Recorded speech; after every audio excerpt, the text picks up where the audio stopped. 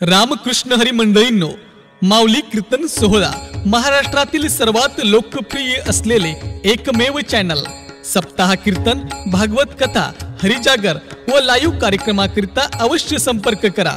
माऊली चोपडे.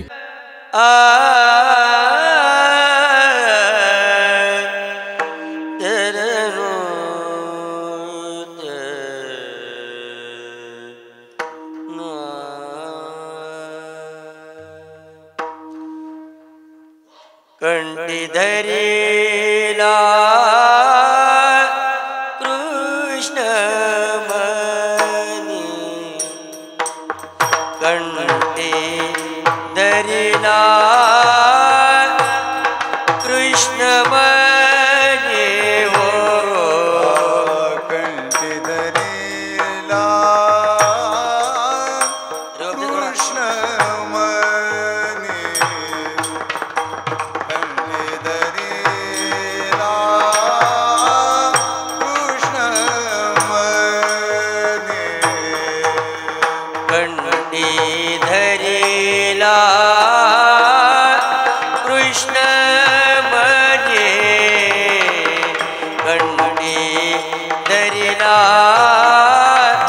कृष्ण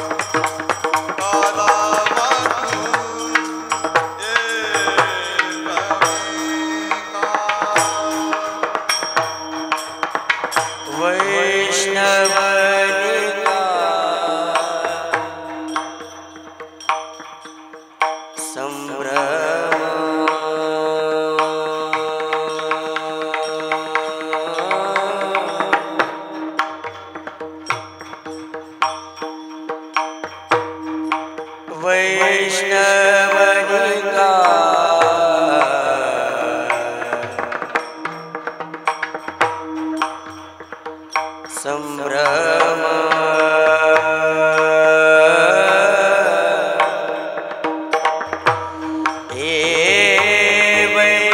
वैष्णवनिका संभ्रम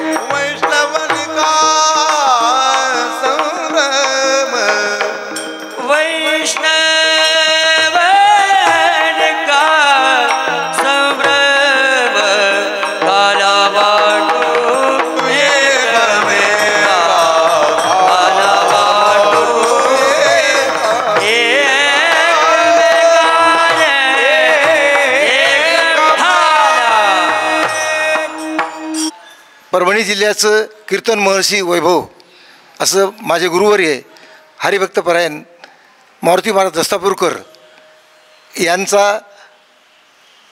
रौप्य महोत्सव वर्ष होतं पुण्यतिथीचं. त्या अनुषंगानं गेल्या वर्षी हरिभक्तपरायण अच्युत महाराज दस्तापूरकर यांच्या प्रेरणेने आणि त्र्यंबक महाराजांना सोबत घेऊन हरिभक्तपरायण त्र्यंबक महाराज दस्तापूरकर यांना सोबत घेऊन परभणी जिल्ह्यातल्या सर्व वारकरी मंडळाच्या बदले असं ठरविलं की प्रत्येक वर्षी एका क्षेत्रावर सप्ताह करायचा. त्या अनुषंगाने गेल्या वर्षी ज्ञानोबारायाच्या मंदिरामध्ये 8 दिवस सप्त्याचं आयोजन केलं होतं. गेल्या वर्षीच आम्ही संकल्प केला की तुकोबारायाच्या समोर आपण पुढच्या वर्षी सप्ताह करायचा. तो संकल्प या ठिकाणी आज पूर्ण करण्याला आरंभ केलेला आहे.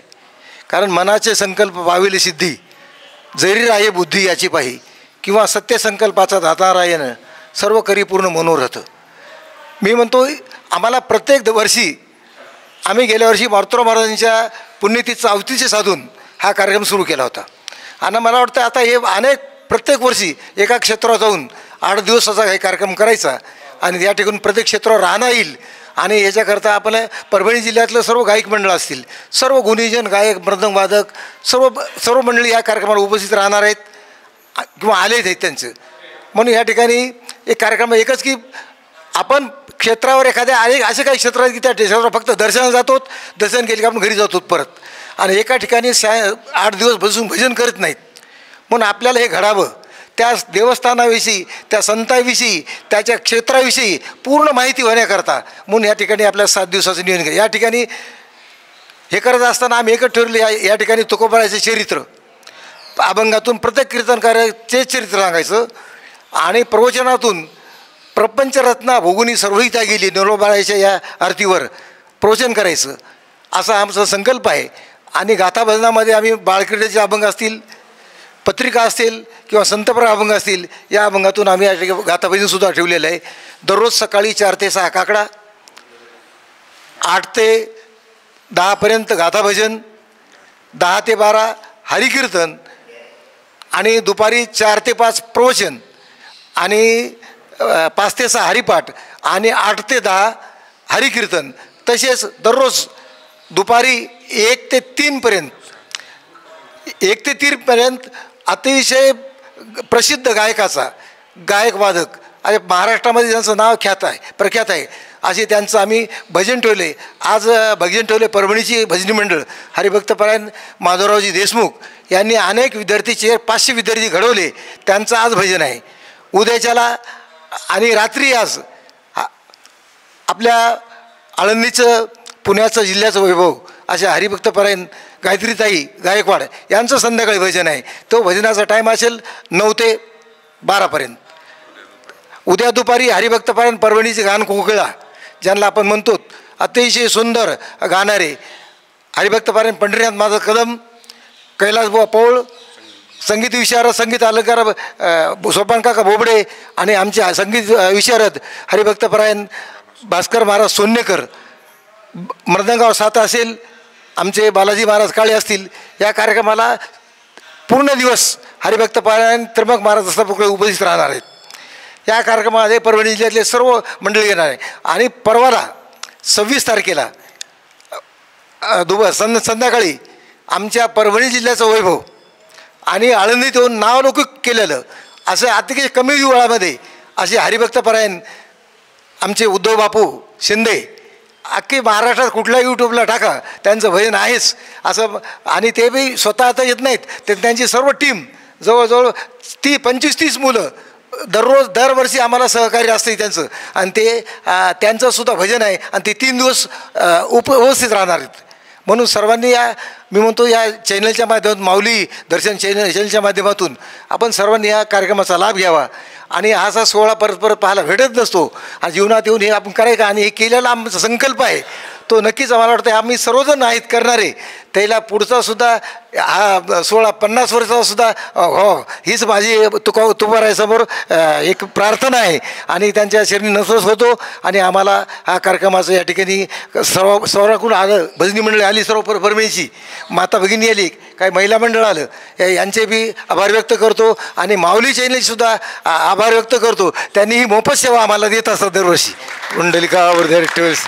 तसेच ह्या संस्थांचे तुकोबाराय संस्थांचे आभार व्यक्त. आम्हाला कमी वेळामध्ये अतिशय आम्ही गेल्यानं आम्ही विनंती केली, मला आम्हाला खूप दिवसाची इच्छा आहे तुकोबारायासमोर कार्यक्रम करायची, पण त्यांनी सर्व त्यांचे ट्रस्टी असतात त्यांनी सर्वांनी आम्हाला योग्य ताबडतोब या ठिकाणी मान्यता दिली आणि अतिशय सुंदर अशी व्यवस्था करून दिली. त्याबद्दल त्या सर्व सन्मान्य ट्रस्टीचं या ठिकाणी मी अभिनंदन करतो, त्यांच्या चरणी नतमस्तक होतो. पुंडलिका वर्धे ट्रॅव्हल्स श्री ज्ञानदेव.